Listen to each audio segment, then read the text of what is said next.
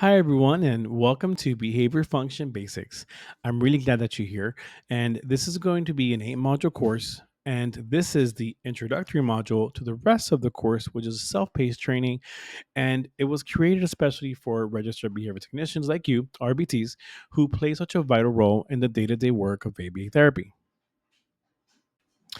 As a registered behavior technician, there are some core skills that you absolutely need to have to do this work well. And then there's a whole set of additional skills that really take your practice to the next level. These are the kind of things that your BCBA will train and coach you on over time.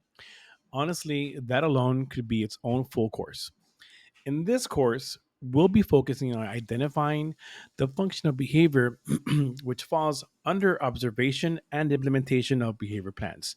And to do that well, you need to be good at one of the most important additional skill, which is understanding the function of behavior. In other words, figuring out why a client is doing what they're doing. This is at the heart of everything that we do in ABA.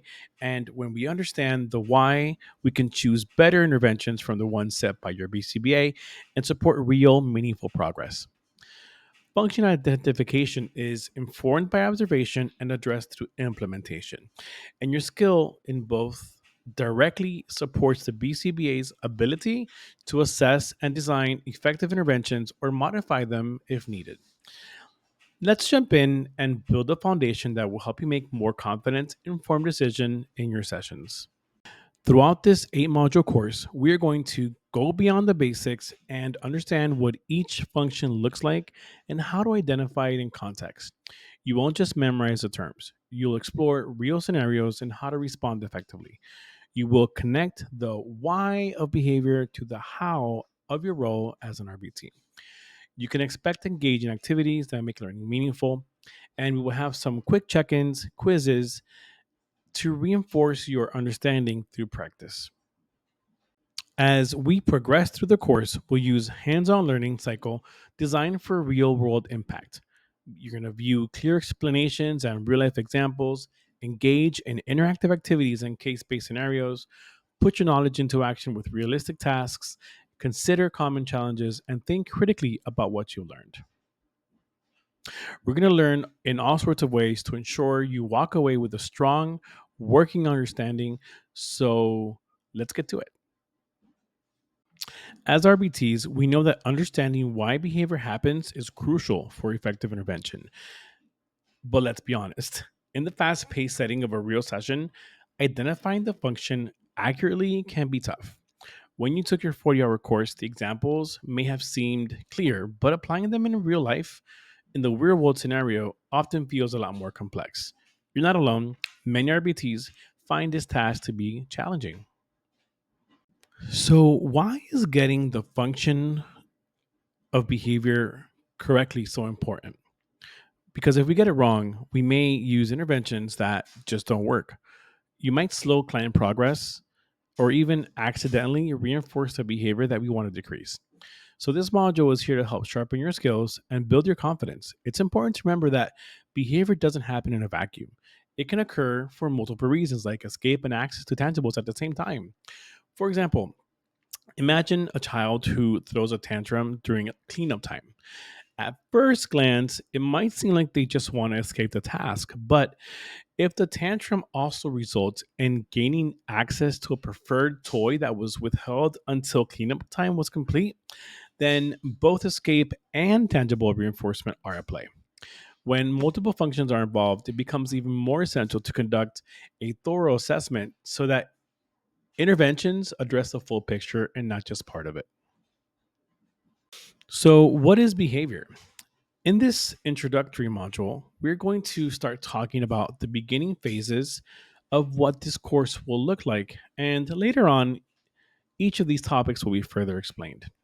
Before we get into the functions of behavior, we really need to talk about what behavior actually is. So, while we might casually use the word in everyday language, in ABA, behavior has a much more precise and structured meaning.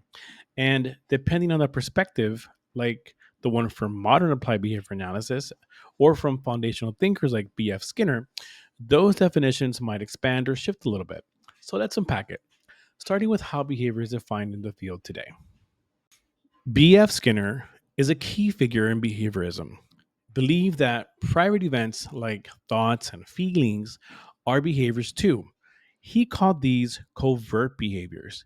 Even though they're not directly observable, they're still shaped by environmental influences. So, whether someone is shouting or feeling anxious silently, both are considered behaviors in ABA. Behavior is further defined as anything a person does that can be observed and measured. And a more technical definition is that behavior is the movement of an organism that results from interaction with the environment. Let's break that down a little bit. An organism is any living being. Interaction with the environment is a response to internal or external events. And movement is observable and measurable actions.